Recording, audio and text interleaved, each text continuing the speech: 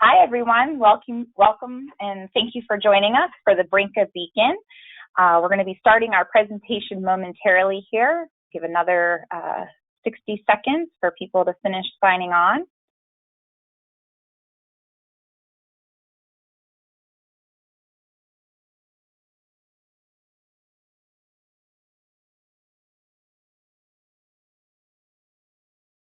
Okay.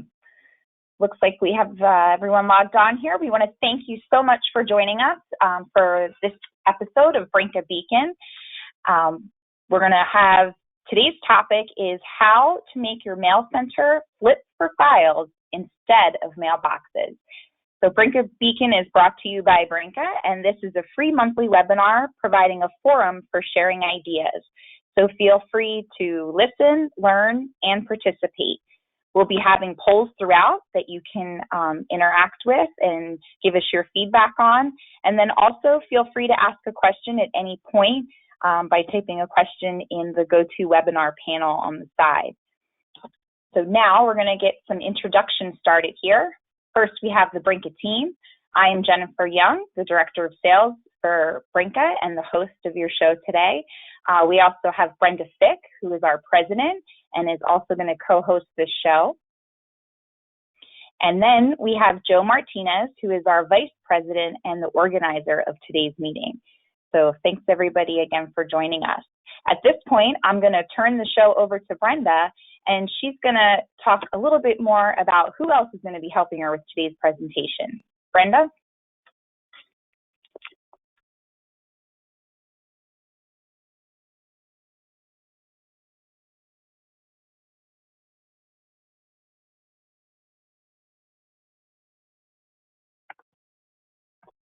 Over to you, Brenda. Thank you, Jen.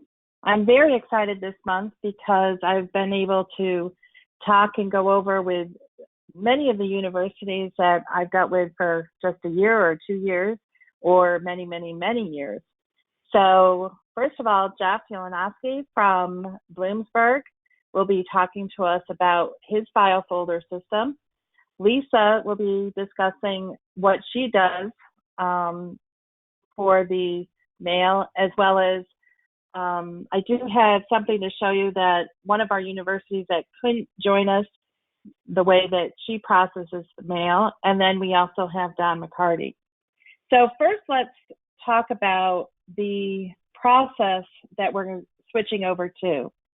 So for many years, the mailbox was used to send information to our students and some even our faculty.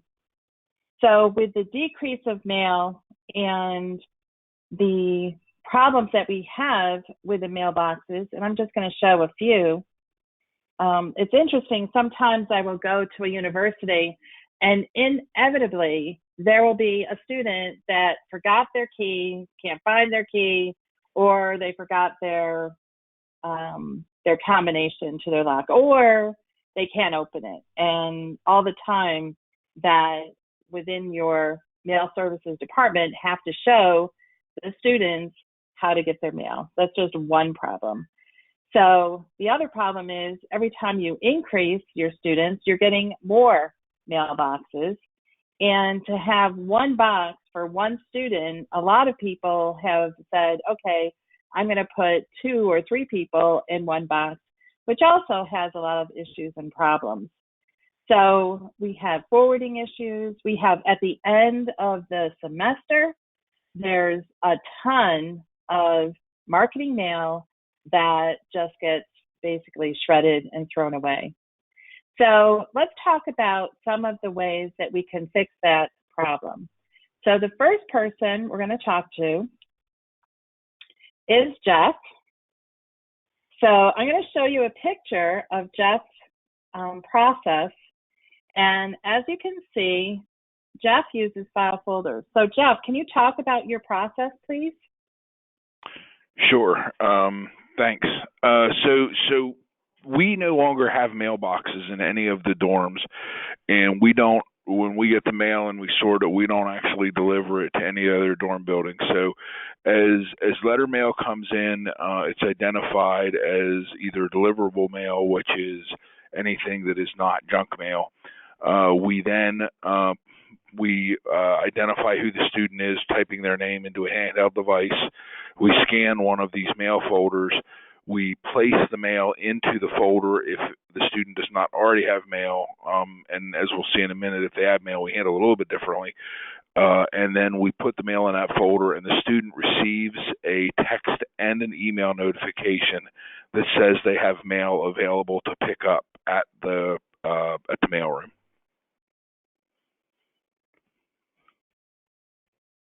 So one of the questions I have for you is, do you use campus box numbers? We do not. So the students do not have a physical box number. So if Brenda Fick is in Elwell Hall, room 152, that is how the mail gets addressed to her. If there's another Brenda Fick on campus, when that mail comes in and it's addressed to you, both of those Brendas will show up on our handheld devices. We'll see the two room numbers and be able to select the one that it belongs to. So that way we are able to identify who the student is by the room number, but there is no physical mailbox assigned. And the minute we pull your mail out of that folder, so if your mail was in folder 500, when we pull your mail out, folder 500 is now available to use for another student.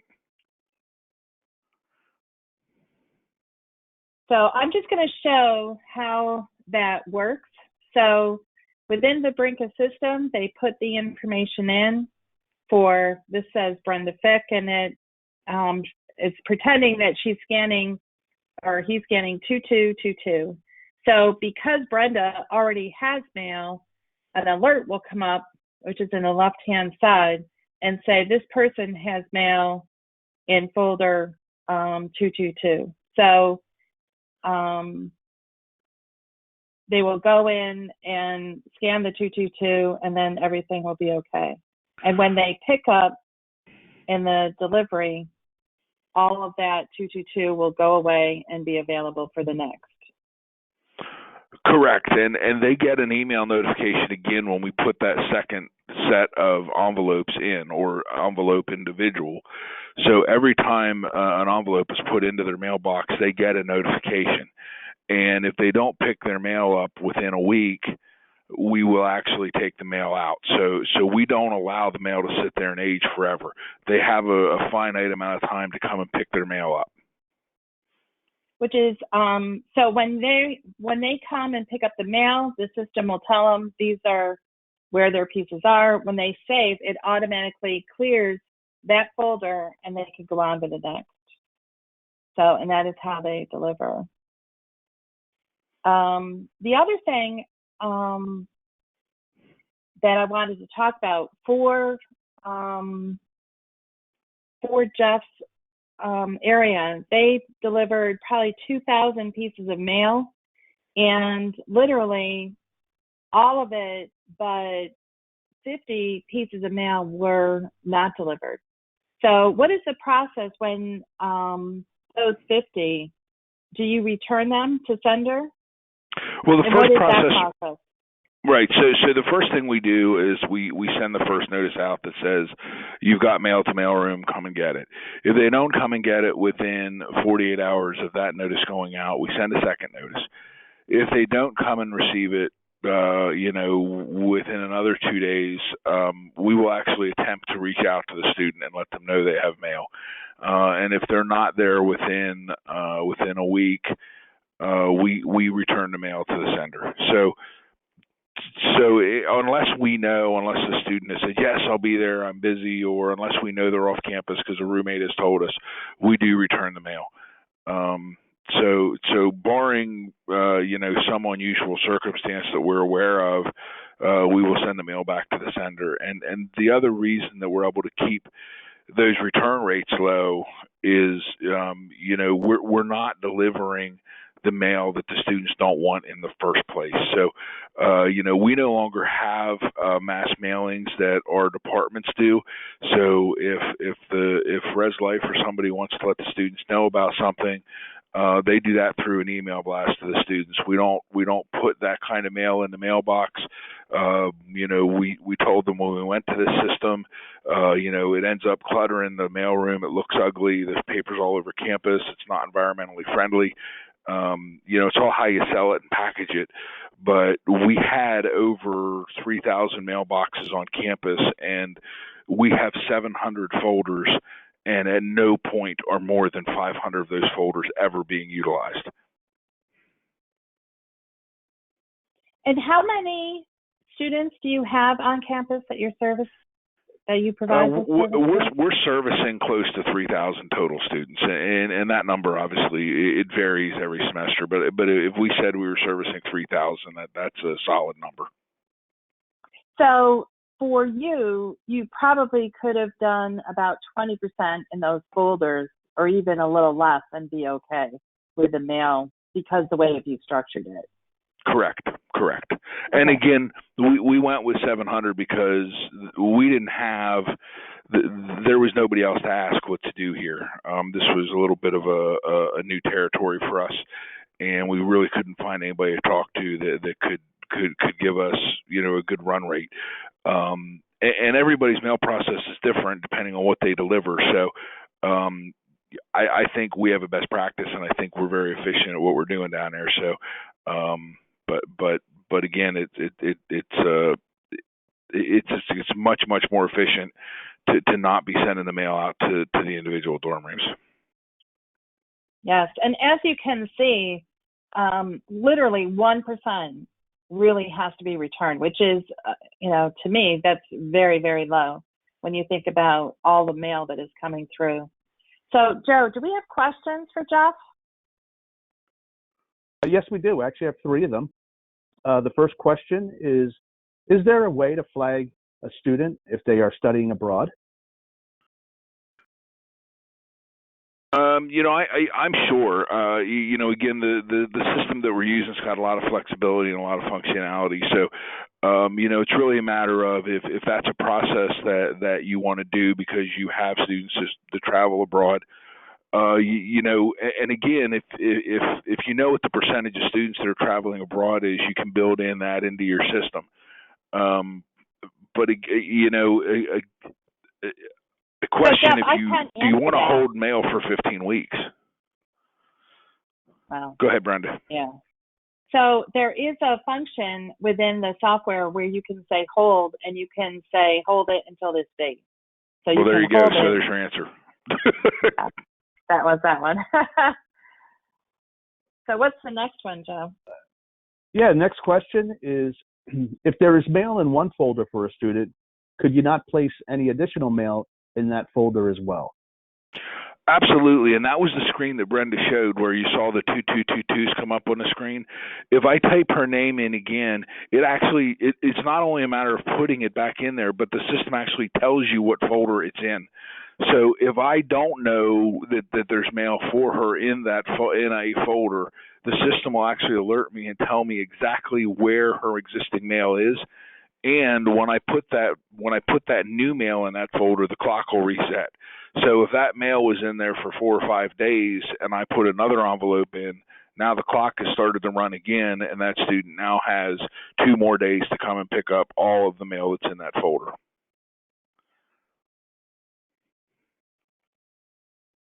Great question. Great. And final question here. We got actually another one that came up too, but the next question is, how do the students pick up their mail? Only when the counter is open and it's staffed? That's a really good question, and the answer to that is yes. While we have 24/7 access to pick up packages, which is a very, very nice addition, and not anything we're talking about here today, obviously, they are required to pick up their letter mail during mail center hours. And for some on the phone, that may sound like a step backwards as to the mailboxes. But again, any of us that are in this line of business know this type of mail delivery and this type of sending cards and stuff to the students, this is going away. and I don't believe that we have offered our students any less service by doing it this way. And I think we've gotten more accurate and more efficient at delivering the mail to the students. Yeah, I agree. And if you notice, a lot of their mail is first class mail, and a lot of the students, if it's 1%, they're still picking up the mail when you are available. So you do have a really good rate of them coming to get the mail, and because a lot of them are usually money from grandma or something. Well, that's it. It's mail. Right, because we're not delivering mail that they don't want, they're coming to get it. Okay, Joe, next question. Next question, sure. Do you scan the folder when the student picks up the mail? We do. So the student gives us their ID. They say, I'm Brenda, and we say, can I see your ID?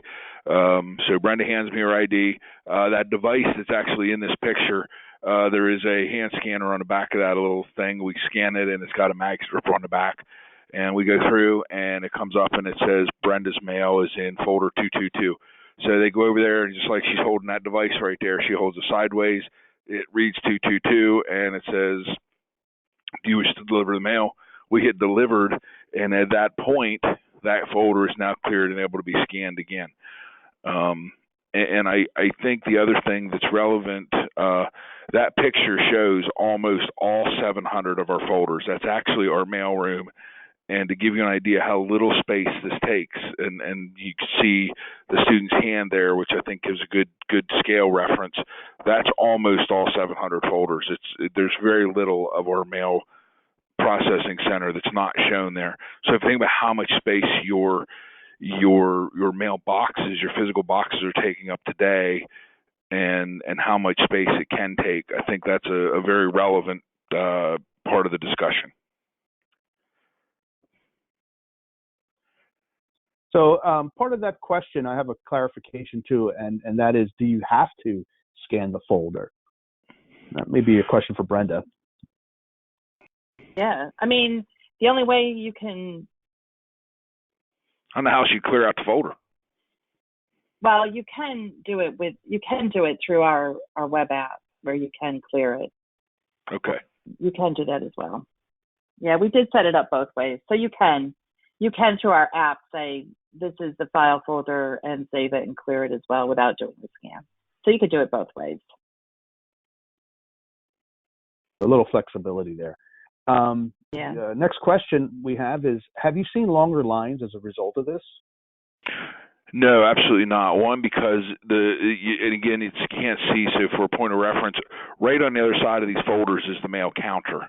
So they're not walking very far to get here. It's on the back end. They can't see through the folders, so it's nice. This actually is kind of a shield for them to not be able to see into our mail operation. So you don't have a student looking over the counter going, that's my package back there, while we're trying to put them away. And the other reason we don't have a line is the students don't have to come to the counter for any packages that fit into the lockers. So we have 350, give or take, lockers out in front in the mailroom that the packages are in, and that's really what they're coming for, and that's what they want the most. And there are 3 separate kiosks for students to go to get the lockers to open. So that keeps the traffic down relatively and the lines down. The only reason students are coming to the counter is to get their letter mail. And we think about the fact that we've only got a max of 500 boxes at any one time. You may only have 4 or 5 students during a class break coming to get their mail. And we typically have 3 lines available at the mailroom. So very, very small lines. Used to, back in the day when we had them come to the counter to get packages, they were lined up out the door and down the street.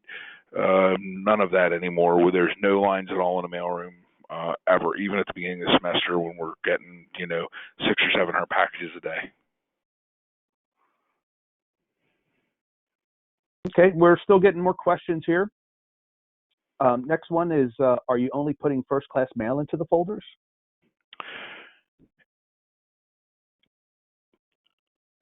We put any mail that's so if they order, let's say they order something that was sent through a like an eBay or something that was a smaller package that maybe it was shipped and it was not shipped first class, and we would put that in. But we are not putting credit card offers or junk mail into the mail folders. So no marketing mail, even if it is addressed to that person, are you putting no in? marketing mail whatsoever? None. We don't. How about handle magazines? If they have a subscription of magazines, do you put them in? Yes, we will put the magazines in if it's a subscription.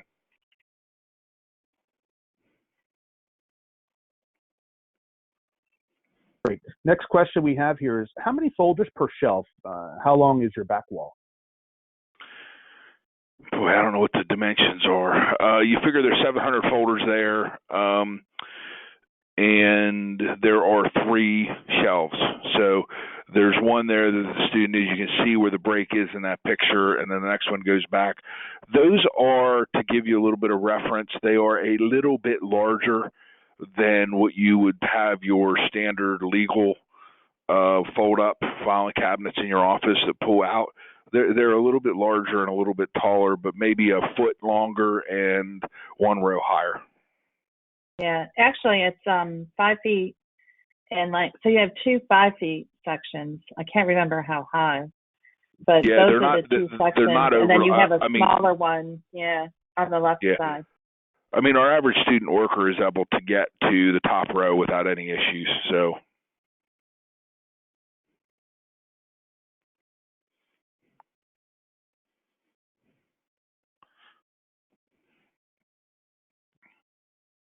So I think each section is 250 and 250, and then you have 200 on the left-hand side. I think that's how it works. Yes. So thank you, Jeff. That was very, very informative. Thank you. So next we're going to have Lisa and Zare. Are you on the line?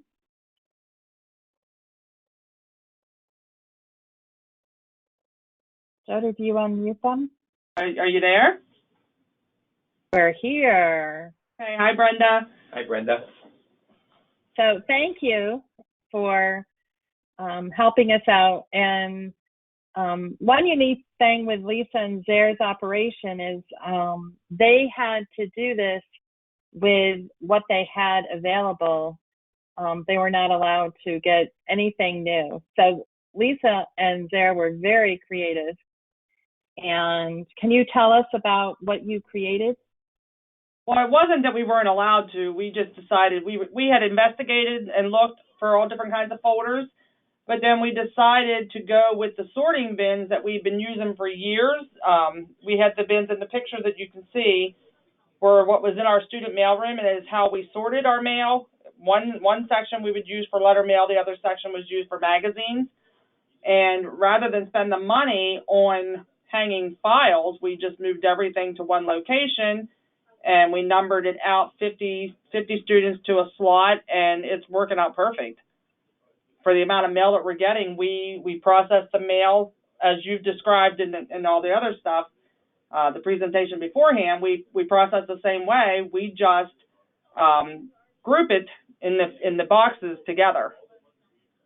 And if someone has big magazines plus letter mail, we clip them together, and when we hand them out, we take the clip off. It's just not put into a folder. And you pretty much have the same process, although because there's no barcoding, there's no scanning. All you do is you enter the information, and it gets the information sent to the student, and then when that student comes forward. Rather than having to put in a number or look for a name or whatever, we just type in our students prior to going to the mailboxes, the little cubbies that we're using now, all had a mailbox number. So now that number will just be called a hub number. We'll continue to assign a hub number to every student because we do not deliver across campus. So they'll all still remain getting a number keep the number they have now, plus new students coming in will get a new one, and then we go to the line where the name is and we put the number in, and it generates our student. And then, like you said, if they already have mail, it does notify us that they already have mail in the sorting bin. So we lay it aside and we put it over with the rest of the mail that's there. They also get an email each time, like Jeff had said with their system. Every time we process something for them, they get an email. Now, for us, if we have students that are abroad, the import that we send to Brynka that goes into our receiving, our system that we have through you guys also carries our students abroad. It just does not have their mailbox number. So if it comes up at the student's name and no box number, then we know that student's abroad. It goes to our forwarding pile. So because you do not have lockers, though, your students are still, well, you have some lockers. Right. Have a few lockers Yep. that you started with.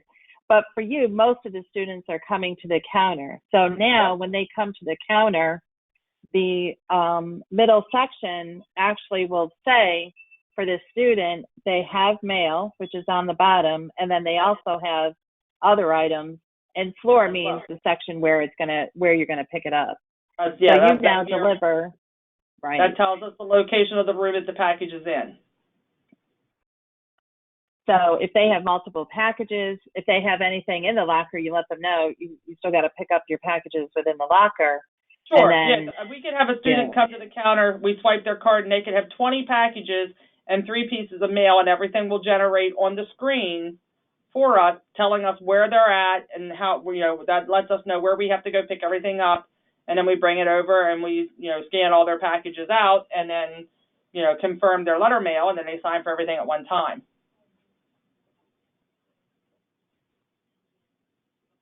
So in the Dickinson operation, they delivered at one of the months almost 2,400. 2,300 of them was delivered, and so only 2%, which is pretty good when you think about it. Just 2% of those did not pick up the mail, and literally they were able to use everything that they had already within mail services for their mail. And how many pieces of mail are how many within your bins? How many are in there? We can put mail in there for 50 students. For each bin will hold up the mail for up to 50 students. Okay. Now I don't know. I'm not sure how the other colleges handle. We're like Jeff. We don't put anything in that Campus Life wants to do anymore. We don't do any campus mailings. This past year, we refused to do the little Valentine's Day cards, just little things that students try to transfer back and forth through the student mail. We discontinued all of that, but like with everything else, it's a new process, so campus has to learn. Like, we've always handled letter mail for departments and offices, so that's a work in progress. We're working with departments to learn. They'll call and say, well, how would you like us to get this to the student? And we're telling them that best practice is going to be handing it to them themselves. Let them know you have something for them. They can come and pick it up. And we're still working on that situation. So we are still putting in some office mail, but we're not handling student-to-student mail at all. And it's only first-class mail and subscription magazines that we're processing through the U.S. Post Office. We're not doing any marketing mail either, which is one of the reasons why we discontinued doing it altogether. Is that is the main thing that we were pulling back out of mailboxes at the end of every semester: campus mailings and departmental mail and junk mail. How much, the other question is, how much in labor savings do you think you were able to save doing it this way? Well, we had 2 students every semester sign up to work at least 8 hours, probably 8 hours a day, probably about 4 hours every day, 2 in the morning, 2 in the afternoon, to come in and put mail away. And what they would do then is those sorting bins that are in the picture were in our student mail room where the mailboxes are, and they would sort it all out, and maybe the next person would come in and put it away, or, then do lookups. I mean, it was down the hall. This process has us all now housed under one room. We're in one area. So we don't hire. We probably have just, we don't have to hire at least 3 students now. That's great. Yeah, it So, eliminates. Joe, do we have questions for Lisa and there?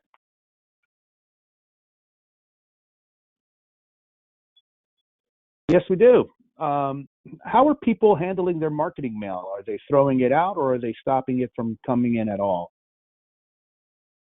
We recycle it. I don't know what student, that's one of the problems. Most of the students that were getting marketing mail would say to us, we don't want that mail, we didn't ask for that mail. It could be something that's being sent into the current resident of that mailbox from 10 years ago. You know, and nobody makes contact with the companies that are sending them, so we put everything goes to recycle.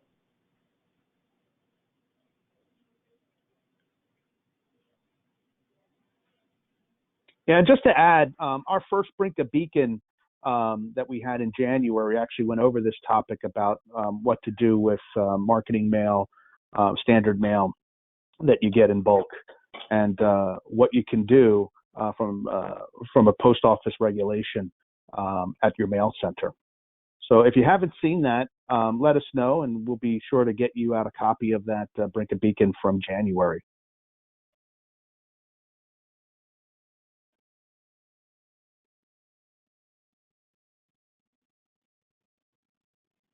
Another question I have here is each box we see for a group of hub numbers, do you ever have mail not fit in a box?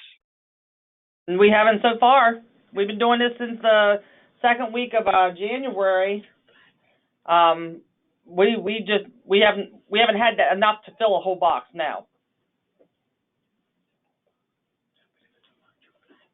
Yeah, and if it's a larger flat, Joe, I mean, if it's more like a parcel or a thicker envelope, we process that through our tracking system and put it in our numbered slots. Right. You know, so we have alternatives within the Brynka system to be able to do it somewhere else according to our setup, you know, which made being able to use the sorting bins that we're doing more affordable than going out and trying to buy a bunch of envelopes or folders. Right. Right. So I have another question here, and I believe I could actually answer this one as well. Is that mail total per day? And I believe that mail total is for a month, right, Brenda? Yeah, this is a month. Yep. Yeah. No, letter mail has decreased tremendously. We don't get near like we used to get. I have another question here. How many numbers per box?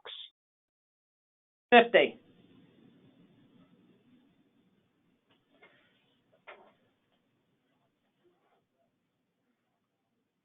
How many hub numbers do you have in total, Lisa? We have I think we have 2566, I believe it is. We added a couple boxes here several years ago, just due to new programs that they had started here that we were going to need more. But we have probably on campus, I'd say 2,200 students, probably 2,500 registered because we have several that, you know, a couple hundred that are abroad. But we hold the hub number for the student who's abroad. They keep the same hub number the whole 4 years.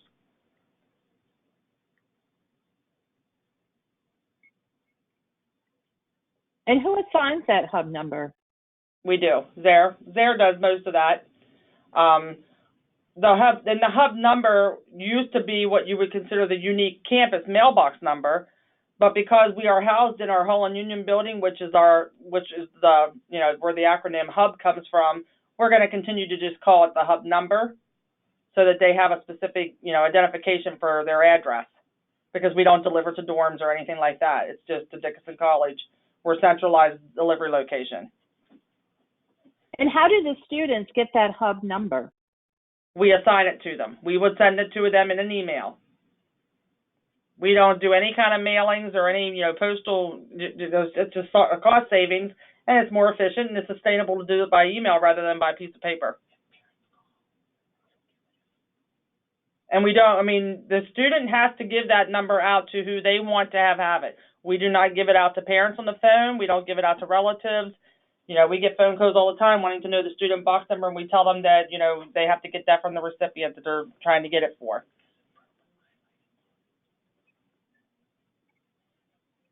That falls under FERPA, confidentiality.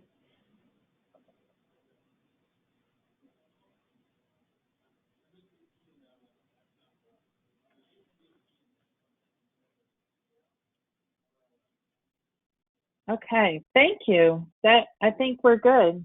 Joe, Ryan, Okay. any questions? Thank That's you it. so much for your time. I really You're welcome. appreciate it. Thank you. So the next university could not make it today, had to cancel. So I just wanted to go over the process for them. This particular university has 1,800 students, and they decided to do a mail folder for every single student. So this is 15 feet of space, and they actually are assigning each of the folders by alphabetically, but the process is the same.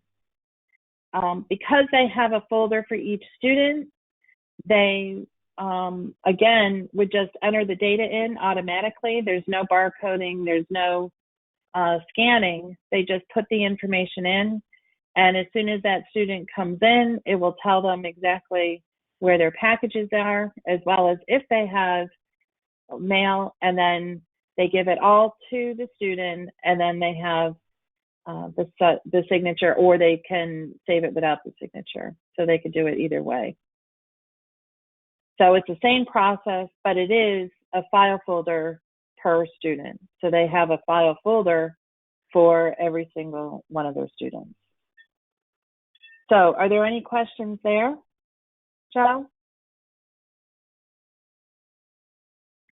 None, Brenda. Okay, so we're actually going to get out of folders, and Don McCarty is going to show about using the locker process for mail. So, Don, you there?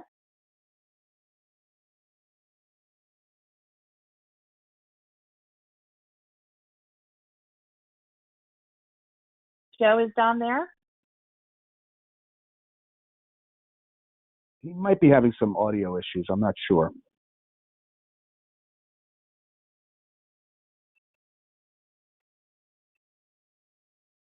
Oh, he is having some audio issues. Hold on.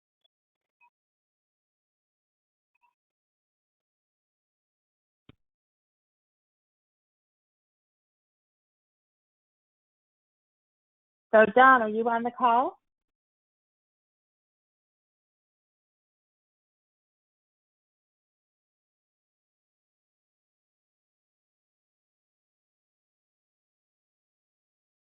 I apologize, everyone. Joe, can you hear me? Yes, I can, Brenda. Okay, it looks like Don is having some kind of issue calling in. So what Don McCarty has done at ETSU is he had almost 9,000 post office boxes with 330 linear wall feet, 2,900 square feet, and he has turned all of that space into smart mailboxes of a 280, 29 linear feet, 150 square feet to access. So a big change and difference. And he is using his locker system for mail as well as small packages. So using just the mail, it's the same process. He puts in a box number, they hit save, and they put the mail, and it is backloading lockers. They put the mail and the small packages in, if they try to put it into a locker and that locker already has, if that person's mail has a locker that is in another locker number, as you can see on the bottom, it says that locker 1 has this person's mail. Please go to locker 1 and input that information. And as you can see, the locker will, in the PC, kind of shows them exactly what to do. So as soon as they put in his number or his name, it will say this person has mail in this locker. And these are all small lockers, and they're all backloading. So 75% of his packages fit in mailboxes.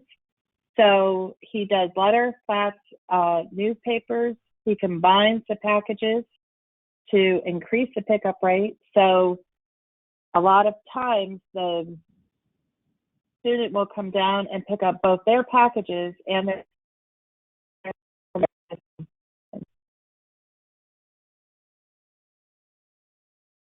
So he, I'm not sure how many he processes per month, but it's a very large percentage of 10,000 students.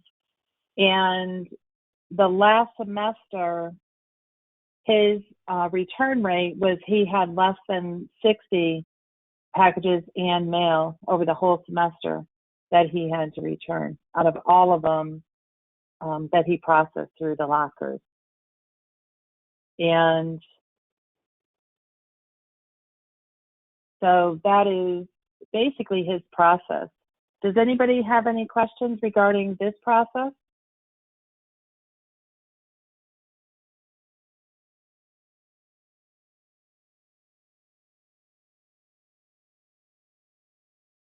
Joe, is there any questions? No, Brenda, no questions.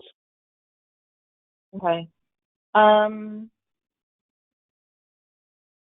So again, for using the mailbox system versus folders, they still have the 24-hour access. There's really nobody's required to take or get the information from the student to find the packages. Hold on one second. Don, are you on the call? I am, but it's in listen mode only. It won't. It can't hear. Can you hear me? We can Yeah, hear we can you hear you, now. Don. We can hear you now. Okay, sorry about that. So how many pieces of mail did you process within a month? All right, I'm speaking over my cell phone, so there might be an echo in the background. Okay, go ahead and ask again. So how many pieces of mail do you process within your lockers? On any given month, we're about 3,000 pieces. And what percentage of those are returned? We average 3 to 4 letters a day that get returned. Okay, so very low number. And then how do you generate your campus box numbers? We have our own P.O. Box Manager system that everybody signs up online. It issues them a P.O. box.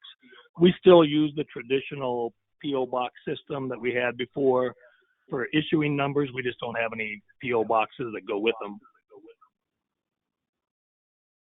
So using this system, how many labor savings were you able to provide using this process rather than the traditional mailboxes? Well, the labor savings is crazy on the amount that we've saved. We went from 10 normal student hires to 6, but those 6 are doing a lot of other things than just mail. Generally, all our mail processing is done in the first 45 minutes of the day.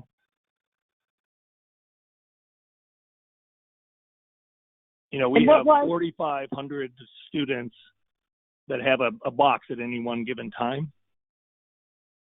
And as you can see in those pictures, we went from, if you could go back a slide, I think, Brenda, go back to where it showed the, yeah. So if you see, we had 8,700 boxes, 330 feet of wall space, and 2,900 square feet to access everything from the student side. Now we've switched that to where we have 29 feet of wall space, which is less than 10% of what we used to have on the wall, and 150 square feet to access them, which is less than just over 5% of the space we need to have before.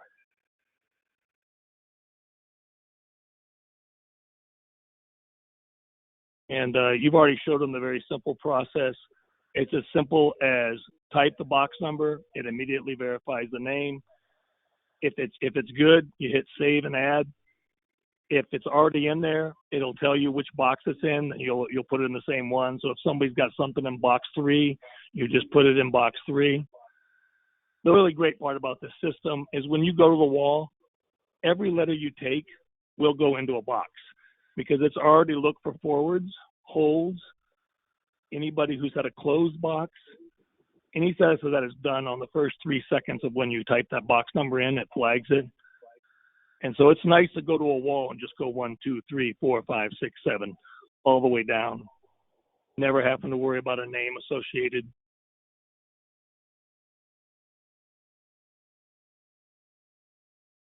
Okay.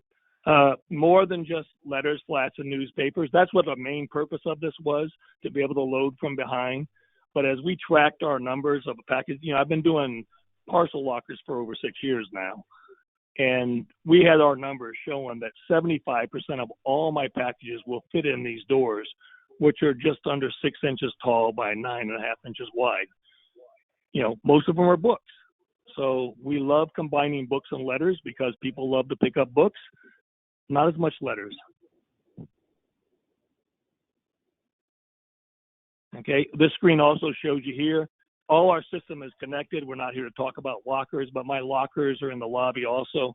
But this one flags it and lets us know if it's in any system anywhere in the building. Even we have a part that doesn't go into a locker. It's like beds, cars, refrigerators, all that big stuff, carts. They go behind the window, and this will tell us where it's at, and we can combine those. So you don't waste doors going 4 or 5 doors for one person to get mail at 4 or 5 locations. You can go to the next one. Okay. And I was just looking at our numbers for the last year, or the last 9 months. We did over 24,000 pieces of letters. Our numbers are similar. Our process is similar as yours, as the other 2 people that talked. We don't put bulk mail in. We don't put marketing mail in. We know 87% of marketing mail is not going to get delivered as it is. We didn't waste our time with the other 13%. We still do the bulk mailings where people pay us 8 cents a piece. I will tell them, hey, give me 1,000 for $80. I'll put one in every box until they run out. Students love that. Everybody gets one. It still is a way for me to generate money every month, extra money. Okay. Our system sends an email out for everything that happens. And we put the letter in there. Every day it does a reminder at 8 o'clock. If we transfer it from the mailboxes to what we call the mail room or to another locker system, it tells them what's happening. If it's a forward, as soon as we scanned it in as a forward, and it tells us that their letter has been forwarded. So a lot of our graduates still have email access, so they're finding out their mail upon graduation is still coming their way. And if we put it on hold, it also identifies it as being on hold. Now, this system is the only one in the country like this. It's a prototype I had designed. Right now, the cost per door is $400, which is a lot higher than the folder systems that we've been talking about. But because there's a lot more than folders, it still gives 24/7 access. It lets you do the packages. And the space that we saved was taken over by our bookstore. The whole cost of all my lockers is going to be recuperated by the school in 18 months because of the additional space we gave our new bookstore.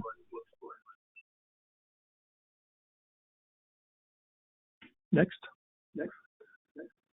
Okay. Some of the pros, we don't want to cover them in detail because we're running out of time, but, Brenda will be able to give this out to you. You can see traditional P.O. boxes. None of us are doing those anymore, so I won't waste much time on this.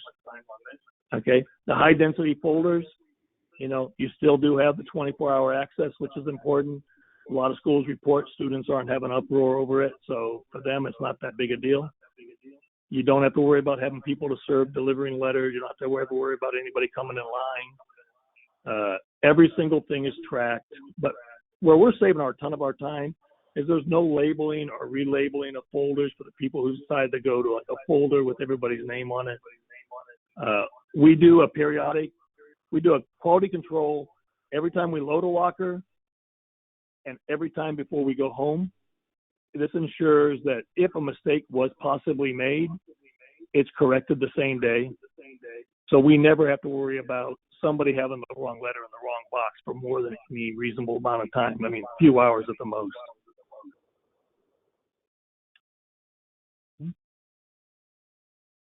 You go next. Okay.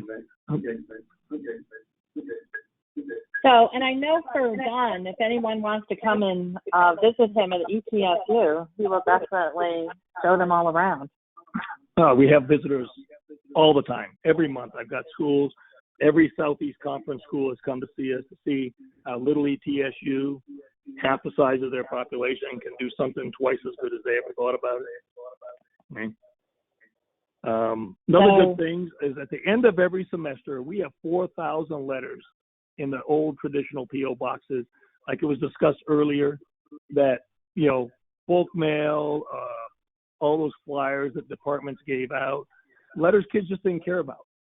Even in the last 2 weeks of every semester, we sent a daily email for everyone that had a letter. We would still end up with 4,000 items left at the end of the semester.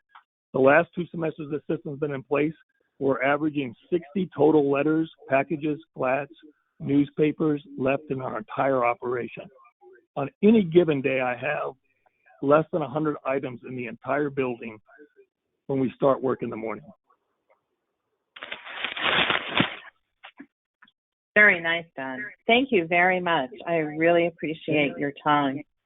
Joe, do we have any more questions? Yeah, we have a couple questions here. One is, what's the dimensions of the mailboxes?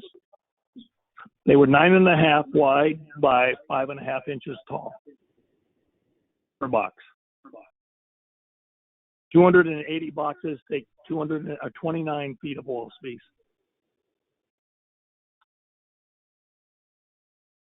The next question is, are these Brynka mail lockers?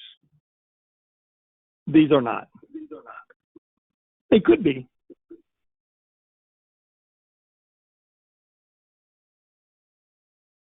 Next question is, what happens if the P.O. box number is not provided? Do you look up by name then? You can. We always prefer to do it by box, but if there is no box there, we can do it by name. In the same screen. And the last question I have here is, does $24,000 a month include packages? No, this is just letter mail going in, and that's not 24,000, 2,400 per month. But the 24,000 was for like 9 months of the year so far. That was starting back on July 1st. But that is just letters, flats, magazines, and those small packages that we do put in there.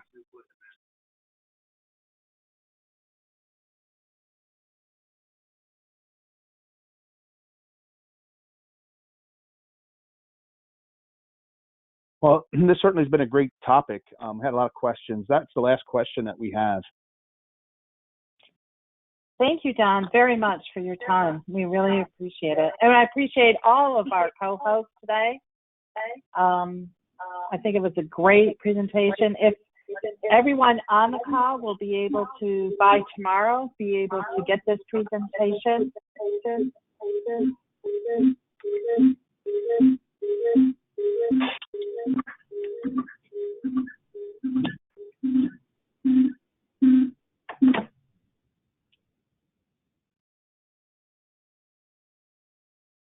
So next month, let's talk about next month, Joe.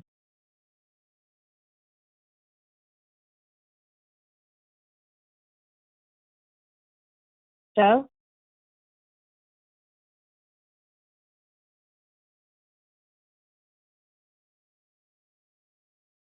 Can you see my screen? Did you?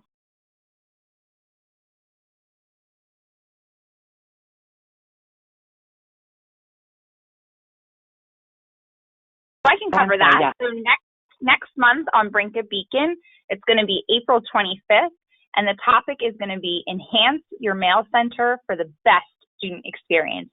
We thank you all for joining us and hope to hear from you and see you all registering for next month's webinar. Have a great day. Thank you, everyone.